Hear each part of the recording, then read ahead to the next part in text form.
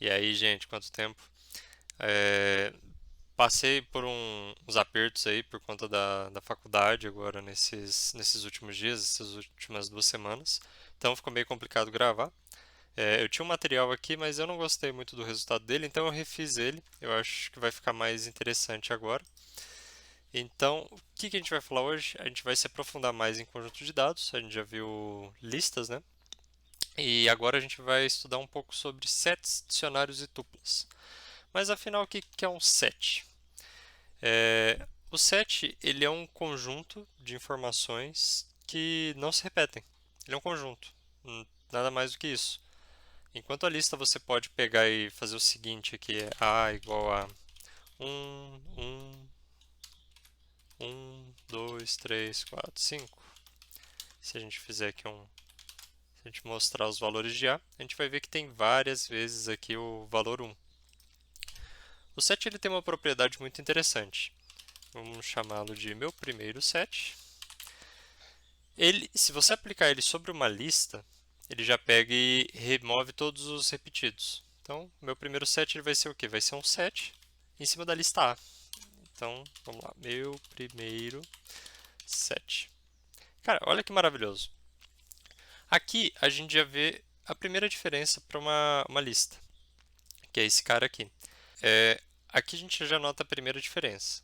Nesse cara, para acessar a indexação, a gente usa o colchete, que é esse camaradinha que está mais plano aqui. Eu vou aumentar bem aqui, que isso aqui é importante.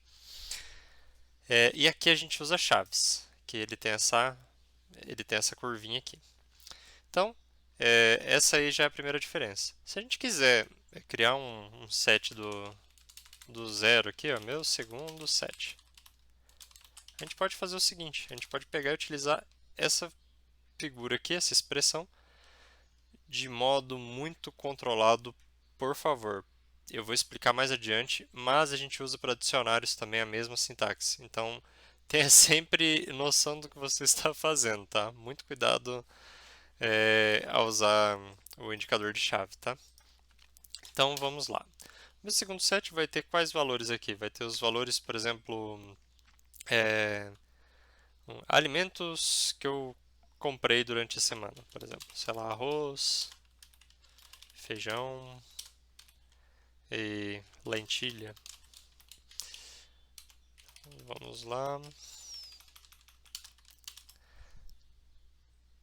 Então, aqui, se eu não pegar e colocar a vírgula, vocês já repararam o que aconteceu aqui? Ele pegou e fez uma concatenação direta aqui das duas strings. Então, lembre sempre da vírgula também, tá bom? Porque senão ele não vai separar esse conjunto numérico. O que ele vai falar? Ah, aqui deveria ter um mais, só que não tem. Entende? É a mesma coisa. Ele interpreta assim, meu, tem duas strings ali perdidas, mas o cara tá mexendo com 7. Então, bem, é isso aí. Se atente a isso. E como que a gente faz para acessar um elemento de um set? Por exemplo, quando a gente tem a lista, se a gente quiser acessar um elemento da lista, por exemplo, o A0, a gente vai ter o valor 1. Se a gente tiver aqui o A, eu vou parar com isso aqui, peraí. Aqui. E se eu quiser acessar o último elemento da lista, eu vou por menos um. Eu fico indignado de como o Python é fácil para acessar os últimos elementos aqui de qualquer conjunto. É, Quando se trata de set, é um pouco diferente. A gente não quer saber a ordem, a gente quer saber se está presente ou não. Por exemplo, arroz em meu segundo set. Está perguntando aqui, ó, o arroz está no meu segundo set? True, ou seja, ele está aqui dentro. Então eu vou colocar aqui dentro de um print. E se eu colocar carne, por exemplo? Carne é false. Ou seja, ele verifica os elementos que estão aqui dentro. Ah, mas para que eu usaria um set? Cara, inúmeras coisas.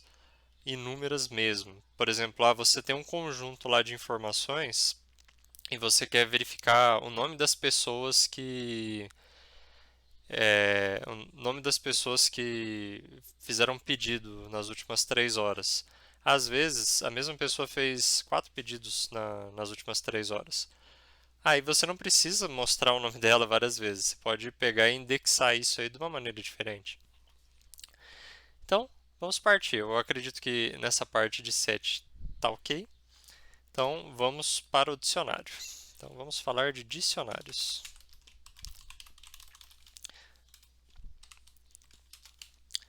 Então, como que é a sintaxe básica de um dicionário? Então, o dicionário ele é composto por uma chave e um valor. É exatamente igual na vida real. Por isso que esse nome é fantástico, dicionário. Porque é justamente isso que acontece. Você pega um valor, né, um valor de chave. Você quer saber, por exemplo, o que significa a palavra, eu não sei, mastodonte. Aí você pega, lê, fala assim, dicionário, mastodonte. Hoje as pessoas não fazem mais isso. As pessoas vão no Google e pesquisam. E justamente você pode fazer isso. Mas a gente que é velha guarda aí, né, os últimos que conviveram com os dicionários, assim, que tinham dicionário lá para levar na escola, não sei se ainda é assim hoje, me desculpem pela minha falta de informação nesse assunto, mas a gente pegava e ia verificar lá o que significava. Abria, a gente ia lá no D, né? A gente já começava pesquisando por aí. Do D a gente ia em ordem alfabética buscando lá o que a gente queria. Então, a partir de uma chave, ou seja, de uma palavra, a gente encontra o valor dela, ou seja, o que ela significa. E como eu mencionei agora há pouco, ele usa também essa sintaxe aqui de chave. E a gente pode fazer o seguinte. Vamos aqui, meu primeiro dicionário. Então, o dicionário ele vai funcionar com a mesma sintaxe, porém, você tem que colocar a informação, dois pontos, informação. Como que isso funciona? No dicionário é importante uma coisa que na verdade é assim uma peculiaridade. Você pode usar valores inteiros aqui. Você pode. Você pode usar qualquer tipo de objeto. Mas, para otimizar a performance e para não tornar o código confuso, porque se você usar o valor inteiro, aqui por exemplo um 0, um 1, você pode. Por exemplo, teste. Né? E se eu pegar e imprimir meu primeiro dicionário, tá ali, no primeiro dicionário. Para acessar esse cara, você vai fazer o seguinte. Você vai pegar e vai usar um. Você percebe que isso aqui nada mais é do que uma lista. Isso aqui se torna uma lista. Então não é vantajoso você usar um objeto que ele tem um propósito maior, que ele serve de uma forma melhor para outra situação, de um jeito que poderia ser simplesmente uma lista. Então, pensem bem em como utilizar a estrutura de dados que você está organizando. Eu poderia fazer isso, ou eu poderia fazer o seguinte, eu poderia fazer com uma string também. Segundo teste. Aqui eu tenho que colocar uma string, senão vai dar pau. Então, aqui eu posso pegar e representar das duas formas possíveis. Deixa eu só colocar um print, porque aí fica mais tranquilo. É a mania de usar o Jupyter Notebook sem fazer print. Aí, entendeu? Então, dá para fazer das duas formas. Isso aqui torna extremamente confuso e pouco resiliente seu código. O que é um código resiliente? É um código à prova de falhas, ou seja, que ele não dá muita abertura a falhas. Cara, isso aqui você complica a cabeça de quem vai entender seu código depois. Sério, não faça isso aqui, tá? Não use o número inteiro, assim, pedido meu, tá? De preferência, tente usar string, porque a string ela é otimizada pelo dicionário, tá? Ela é muito mais tranquila para fazer essa representação. Então, vamos lá. Aqui a gente pode fazer um segundo dicionário. Então, vamos lá. O meu segundo dicionário, vou declarar ele de um jeito diferente. Se você quiser, você pode simplesmente fazer isso aqui. Meu primeiro dicionário, dict. Tá? Então, a gente pode pegar e inserir valores de algumas formas. Né? Aí, se você quiser, a forma mais simples é fazer o seguinte, aqui, ó, meu segundo dicionário, colocar a chave que você quer, por exemplo, outro valor, que ele vale um novo valor. Entendeu? Aí, se a gente pegar e mostrar o dicionário aqui, ele vai ter a chave outro valor, um novo valor. Caso não tivéssemos esse cara, ele não ia mostrar nada porque ele está vazio. Mas entendeu onde eu quero chegar, né? Se a gente quiser alterar esse valor, a gente segue a mesma filosofia. Outro valor, que é igual, agora temos um valor diferente. Viu que ele atualizou esse valor aqui. Considerações acerca de dicionário. Você pode pegar e usar ele assim, com espaço e tal? Pode. Mas é recomendável você seguir um outro formato, tá? Que é esse aqui, ó. O mesmo que você usa para variável. Por exemplo, aqui poderia ser almoço segunda. Almoço segunda foi... Eu vou colocar uma lista, você pode colocar qualquer objeto ali. Então, meu almoço de segunda foi arroz, feijão, frango e legumes, por exemplo. Por que que isso daqui é interessante? Primeiro, porque porque isso daqui evita que você deixe escapar um valor aqui. Se eu fizesse esse espaço, não, em vez de eu fazer isso, eu vou fazer outra coisinha aqui. Vou jogar aqui em cima.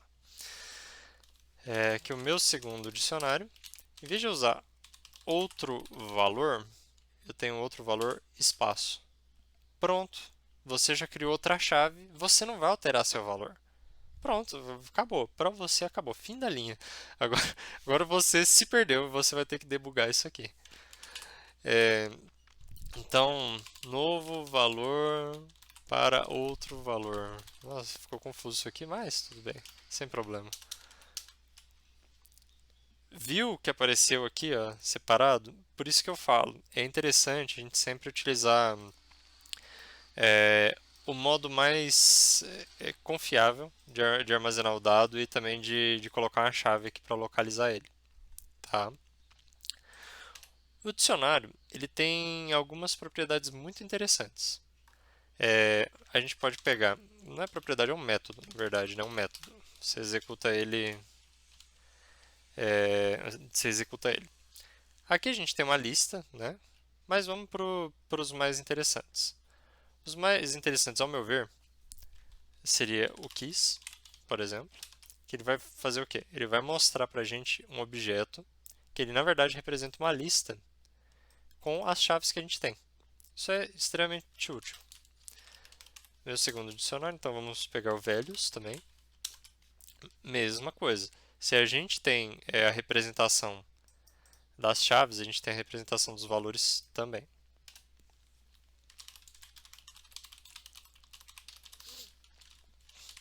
A gente pode representar os itens dele. Então, nos itens ele vai pegar e transformar num conjunto chave-valor. A gente vai falar daqui a pouco, né? Isso aqui é uma tupla, até que ele está com um parênteses aqui. Então, sempre vai funcionar desse jeito. Tem outros tipos de dicionários, não vou explicar isso hoje, vou explicar mais para frente, e que também são igualmente úteis, né? Tem dicionários que a gente pode usar para manter ordenados os valores aqui, que é o Ordered Dict. Extremamente útil, não vou falar agora. Se a gente quiser pegar um valor, mas a gente não sabe se esse valor existe, a gente pode pegar e fazer .get aqui, ó. Então a gente quer ver se existe o valor aqui almoço sábado, tá bom? Por padrão, eu vou colocar aqui um print que fica mais fácil de visualizar. Por padrão, esse comando ele permite a chave que você quer e você pode pegar e colocar um valor padrão. Ou seja, eu posso colocar uma lista vazia. Então, no sábado, em vez de aparecer que eu não almocei nada, aparece um valor vazio. Como se fosse simular que eu ainda vou almoçar no sábado e que eu ainda não sei o que eu almocei, porque não aconteceu. e aí eu vou preencher essa lista. Enfim, dá para pegar e colocar esse valor padrão aqui.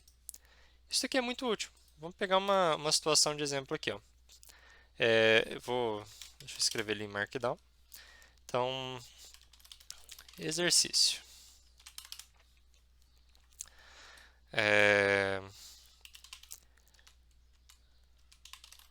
Monte um dicionário que irá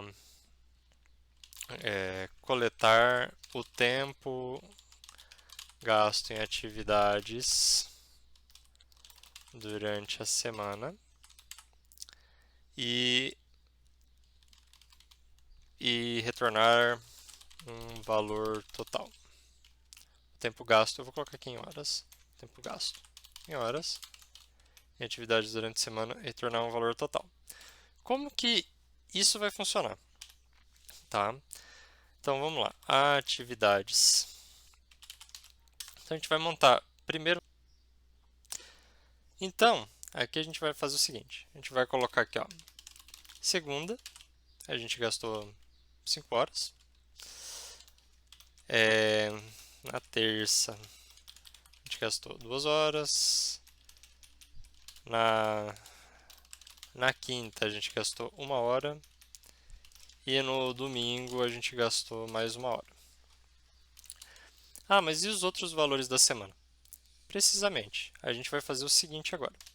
A gente vai pegar e vai criar um set, né, com dias da semana. Dias da semana. Vai ser igual, a gente vai ter segunda, deixa eu só colocar aqui, segunda, terça,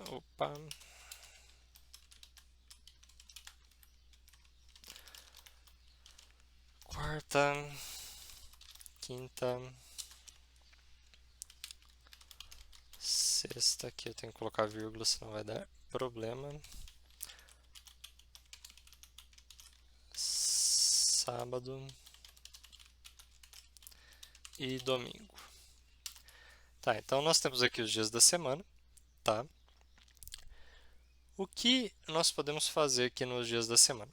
A gente pode pegar e para cada dia da semana, for dia em dias da semana, a gente vai fazer o seguinte: a gente vai pegar e fazer um atividades.get dia.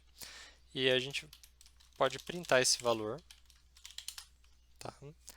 Então, o que acontece? Ó, justamente isso. Ele vai pegar e vai representar para a gente, vai representar aqui os dias. Eu vou colocar aqui também o dia para a gente ver certinho, porque senão... Aqui, ó, tá. Então, a gente tem sábado, eu vou fazer mais uma pilantragem aqui, tá? Só para representar para a gente melhor. Então, sábado ele não fez nada, sexta não fez nada, quinta, terça, segunda e domingo. Então aqui, ó, quinta, terça, segundo, domingo, ele fez, e na quarta nada. Aqui a gente já vê uma coisa: se a gente fosse depender de ordem, a gente não teria uma ordem, né? Por mais que a gente tenha feito, a gente tenha criado esse camarada aqui em ordem, ele não ficou em ordem. A gente teria que ordenar se a gente quisesse um resultado mais fixo, ou usar uma lista. Se a gente usasse uma lista, ele representaria para a gente em ordem. Mas como não é o propósito do set, não é isso que a gente vai fazer. Então, vamos fazer o seguinte. Aqui, a gente vai pegar e a gente vai representar aqui o total de horas estudando Python na semana. Nossa, uma variável muito pequena, mas está aí. Gente, eu não vou fazer isso. Eu vou colocar aqui total de horas. Eu acho que fica mais simples. Menor a variável e vocês vão entender. Então, o total de horas ele começa com zero, porque inicialmente ele não tem nenhuma hora gasta. Dá para fazer isso de duas formas, né? Dá para fazer usando comprehension, que é muito mais legal, mas eu não vou ensinar agora porque é muito mais complicado no começo. Então eu vou fazer do jeito tradicional, que é fazendo um for. Então, for dia em dias da semana, o total de horas ele vai ser esse mais igual, ele equivale a fazer um igual total de horas, ou seja, pegar o valor antigo mais um tananã aqui. Tá? Então não vai ter o tananã, porque eu acho essa sintaxe mais bonitinha. Então você poderia fazer a subtração, né? O valor menos, o valor mais, o valor vezes, o valor dividido. Isso aí tudo já foi abordado lá naquelas primeiras aulas. Então, se a gente pegar, né, no dia e a gente fizer atividades.get e a gente pegar dia, isso aqui, como a gente viu, ele vai trazer um valor none, porque ele não tem, não existe. E se ao invés disso, a gente pegar e colocar zero, aí vai funcionar. Porque se a gente pegar e fizer aqui total horas, vai ver que não deu problema nenhum. Não deu problema. Por quê? Porque ele está substituindo um valor faltante. Ele está falando, nossa, não tem esse valor. Mas qual que é o padrão para esse tipo de valor? É zero. Porque ele é um valor numérico e eu quero fazer uma operação com ele e tal, tal. Então, isso daqui é sensacional. Porque deixa muito fluida o seu código. E ó, cara, a gente gastou aqui algumas linhas de código. Deixa eu colocar aqui as linhas de código que eu acho interessante. Então, ó, a gente gastou aqui algumas linhas de código. Né? Se a gente tirasse, teria sido feito em 6 linhas, sem contar contando os espaços. Né? Então, é muito interessante. Uma coisa que eu não comentei, mas que é importante, a gente pode alterar um set. A gente pode remover e adicionar valores no set. Então, por exemplo, o dias da semana, a gente pode fazer um ponto add.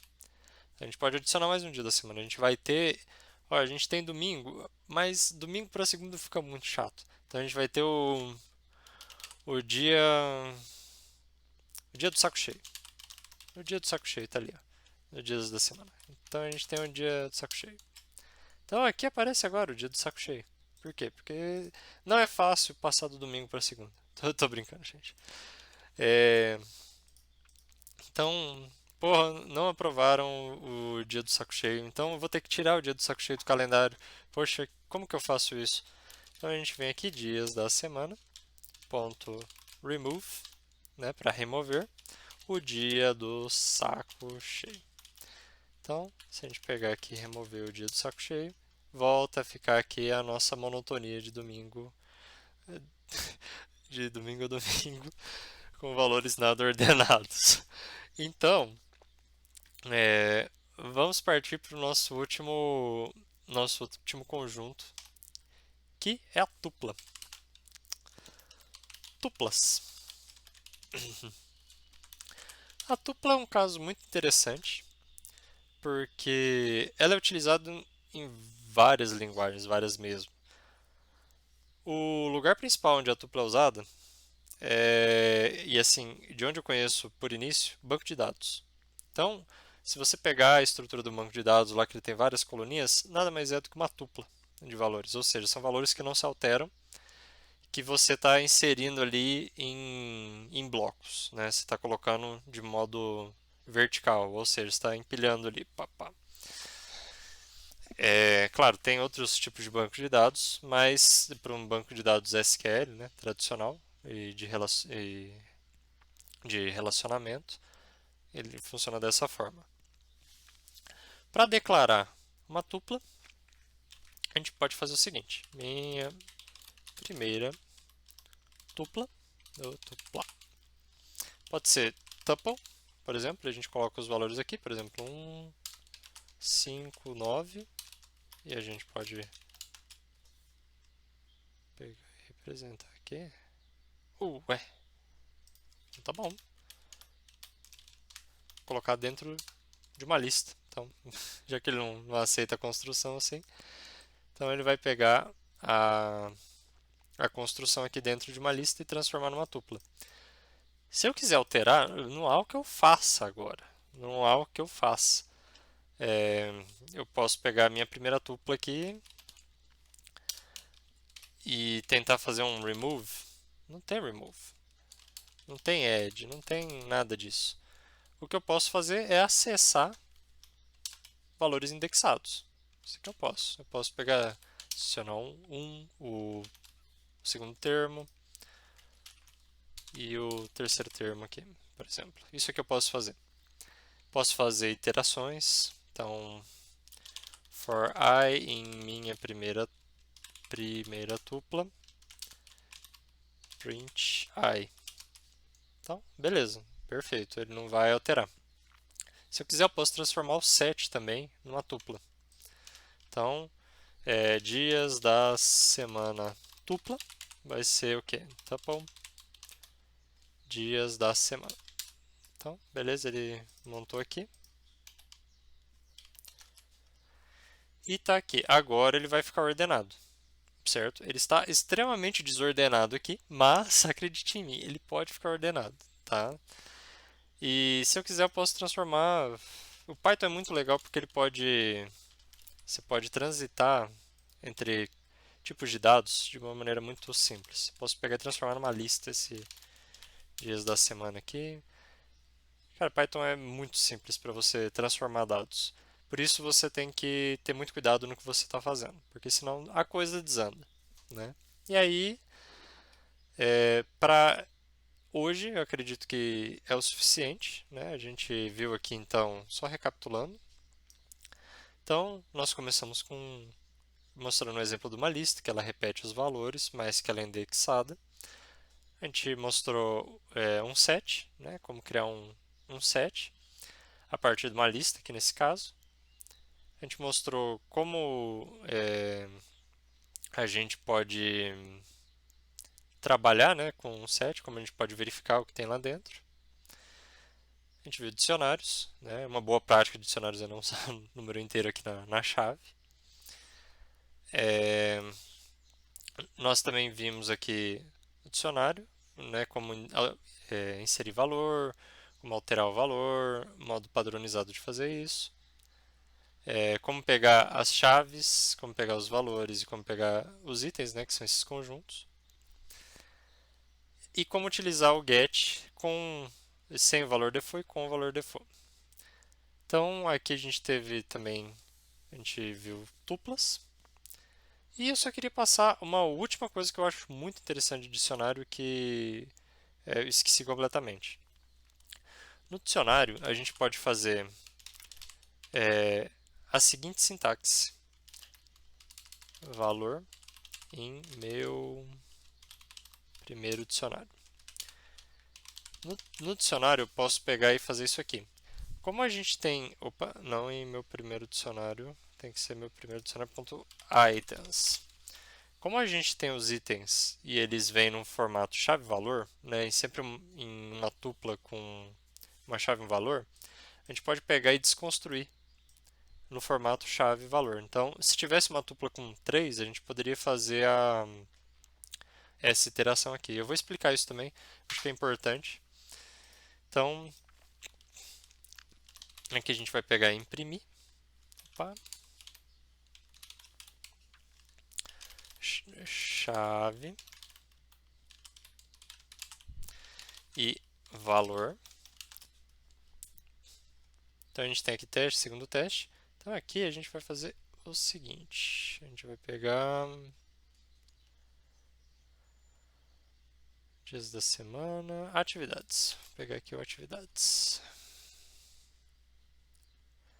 Chave valor em atividades. Então, rapidamente a gente consegue utilizar a chave e o valor aqui, e isso é maravilhoso, né? Vamos lá, e a gente poderia usar isso também, esse mesmo estilo aqui, usando tuplas. Imagina que a gente tem uma lista aqui, ó, lista de tuplas.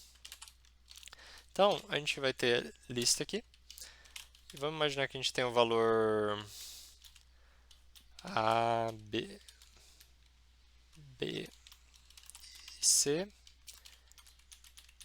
e o valor aqui D, E, F, tá bom? Então eu vou criar só essas duas tuplas aqui. A gente poderia pegar e fazer o seguinte aqui, ó. Então for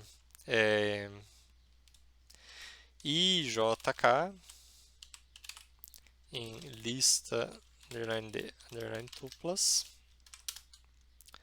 Então a gente poderia pegar e representar aqui, ó, print I J e K. Entendeu? Então, o que que a gente está fazendo? A gente está colocando os elementos ordenados aqui, ou seja, esse, e a gente está acessando eles de modo dinâmico. Isso aqui são coisas que a gente vai pegando com o tempo, tá? E assim, ajuda bastante, mas, né, tome seu tempo, vai escalando aos poucos aí que vai dar tudo certo, tá bom? E bem, pessoal, é isso aí. Esse vídeo ficou gigantesco. Peço desculpas aí pela quantidade de material que eu trouxe hoje, mas é bom abordar essa parte de conjunto de dados que ficou faltando assim de uma forma mais condensada. E é isso aí, tá? Estudem bastante. Eu vou trazer novos vídeos. No próximo vídeo a gente já pode começar a abordar comprehensions, né? A gente já pode começar a dar uma estudadinha ali em modos de tornar isso aqui mais dinâmico e mais simples também o código. E é isso aí, muito obrigado e compartilhe o vídeo se você gostou e deixa um like aí, né? Dá aquela ajudada aí para eu saber que vocês estão realmente gostando aí dos vídeos, tá bom? Então, até a próxima.